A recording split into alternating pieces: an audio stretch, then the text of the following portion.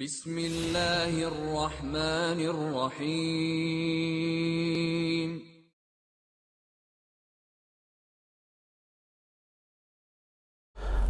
Assalamualaikum warahmatullahi wabarakatuh. Alhamdulillahi rabbil alamin, wassalatu wassalamu ala ashrafil anbiya'i wal mursalin, Muhammadin wa ala alihi wa sahbihi ajma'in, walhamdulillahi rabbil alamin. Saudara-saudariku seiman, kaum muslimin yang dirahmati Allah, sudah menjadi watak dunia seperti yang dikatakan oleh Allah, kullu man 'alaiha fan, segala sesuatu yang ada di muka bumi ini pasti mengalami kehancuran dan kepunahan. Maka watak dunia hanya memilih salah satu di antara dua, yaitu dunia meninggalkan kita atau kita meninggalkan dunia. Kita tidak tahu mana yang akan ditentukan oleh Allah untuk kita duluan. Dengan demikian, sikap utama yang harus dimiliki oleh manusia adalah bukan bagaimana sekarang ini saya harus eksis di dalam satu titik, tetapi sikap yang mau menerima perubahan. Itulah yang cenderung membahagiakan seseorang.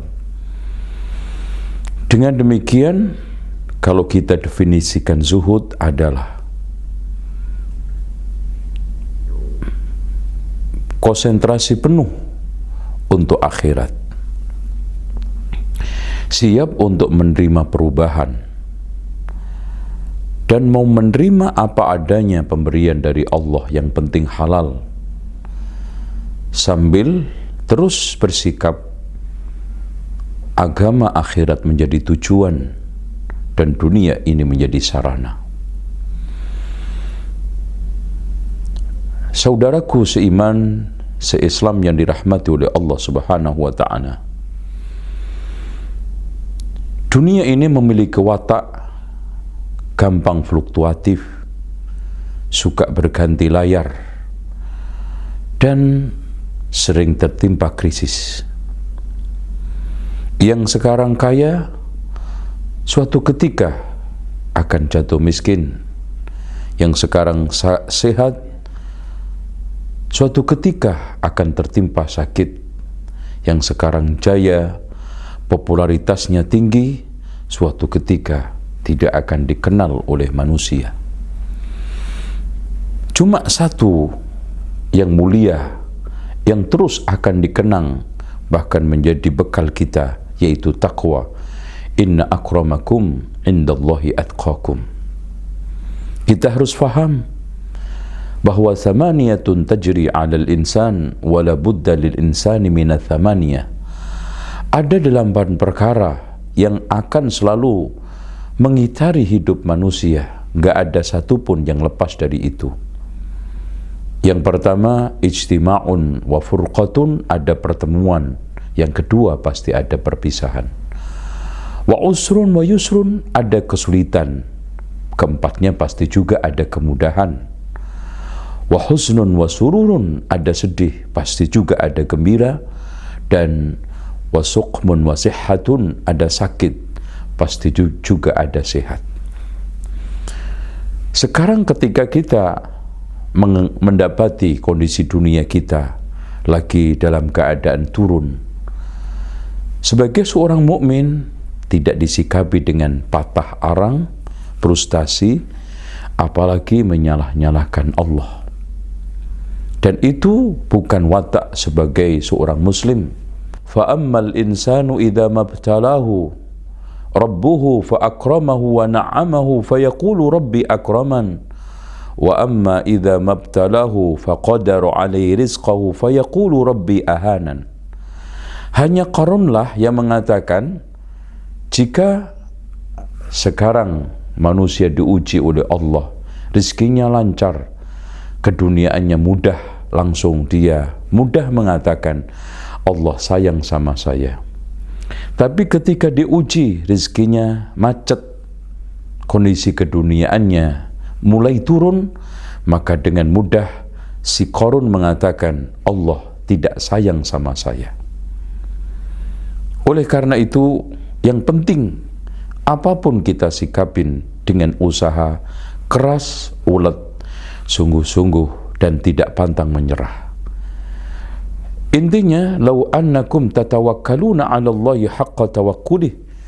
Kalau kalian sekarang bertawakal kepada Allah sebenar-benarnya tawakal, la razaqakum kama yarzuqut thair.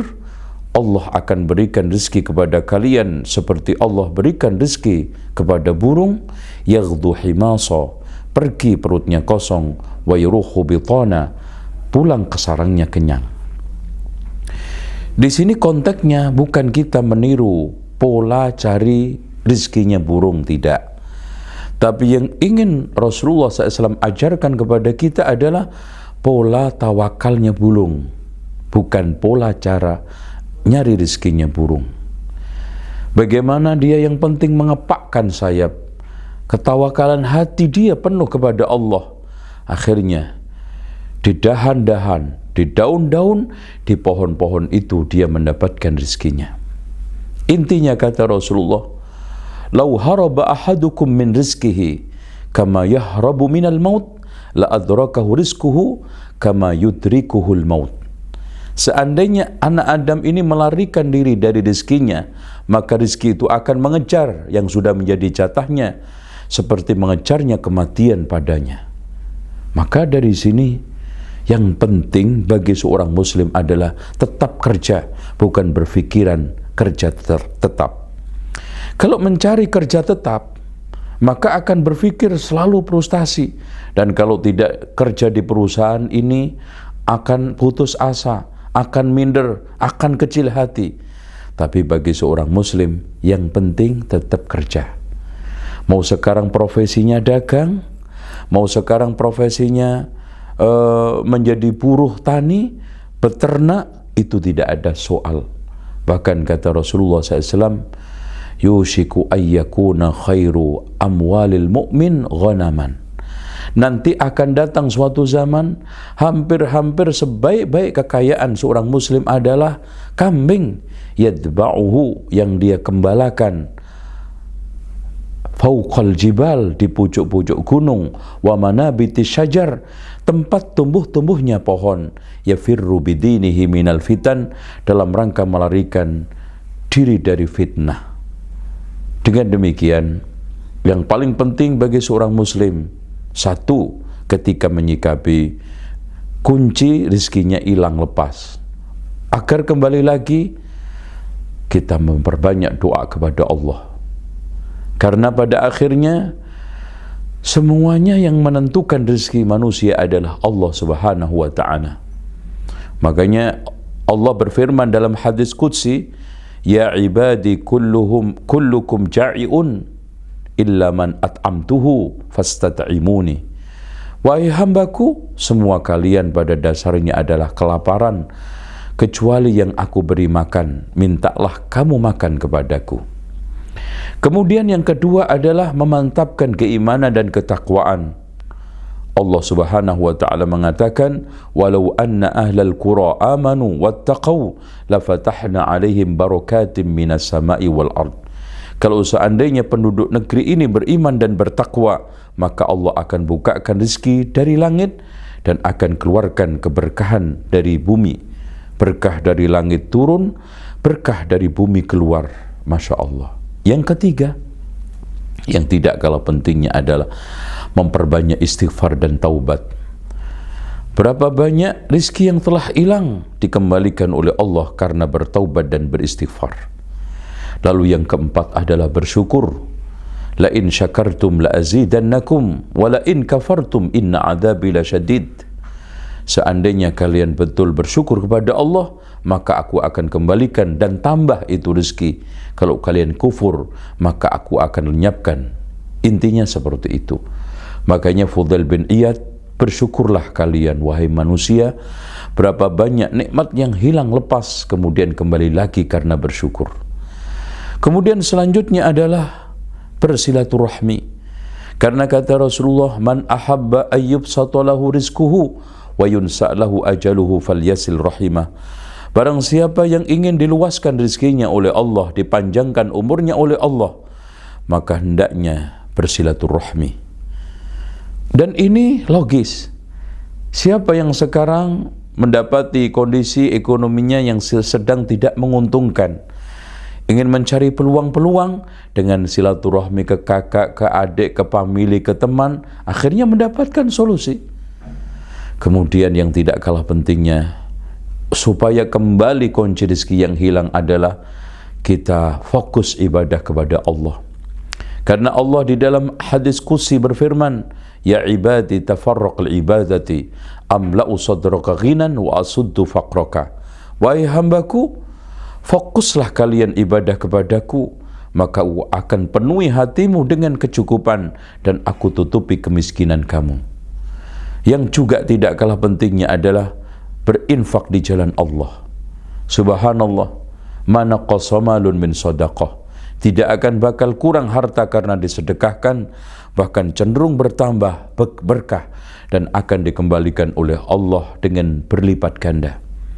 Lalu yang juga tidak kalah pentingnya adalah menyantunin ahlul ilmi, talibul ilmi, orang yang sedang menuntut ilmu. Pernah ada dua sahabat, yang satu rajin cari ilmu ke tempat Rasulullah, yang satunya rajin cari rizki, ma'isyah dan uang. Akhirnya yang hanya mencari uang ini ngeluh, ya Rasulullah, adik saya ini tidak pernah mau bantu saya kerja, tetapi selalu menghabiskan minta kebutuhan hidup ke saya. Akhirnya Rasulullah katakan apa? Barangkali kamu diberikan rezeki karena berkat dia mencari ilmu. Dengan demikian, Abdullah ibnu Mubarak selalu menyisihkan infak sedekahnya kepada orang-orang talibul ilmi. Kata beliau, saya membuat fokus untuk mencari ilmu, kemudian setelah itu tidak mengganggu orang, minta-minta, itu lebih baik daripada kita kasihkan kepada yang lainnya. Yang juga tidak kalah pentingnya adalah memberikan bantuan kepada orang-orang fakir, miskin dan lemah. Karena kata Rasulullah, la'allakum turzakuna bidu'afaikum, barangkali kalian diberikan rezeki oleh Allah itu berkat menyantuni orang-orang lemah di antara kalian. Inilah hal-hal yang harus kita miliki ketika menghadapi kondisi hidup, terutama masalah materi sedang turun, sedang fluktuatif, sedang tertimpa krisis. Dan bagi seorang muslim tidak ada istilah takut menghadapi dunia, takut menghadapi hidup. Siapa yang takut hidup, ya jangan hidup, berarti mati saja. Kalau sudah berani hidup, berani mati. Dengan demikian, tidak ada sesuatu yang harus kita takutin. Yang ada adalah kita hadepin, kita selesaikan sambil kita bertawakal kepada Allah. Dengan demikian kita akan bersama Allah. Innallaha ma'al muttaqin, innallaha ma'as sabirin, innallaha ma'al muhsinin. Aqulu qawli hadha wastaghfirullaha li wa lakum wastaghfirullahal azim. Innallaha huwal ghafurur rahim. Wassalamu alaikum warahmatullahi wabarakatuh.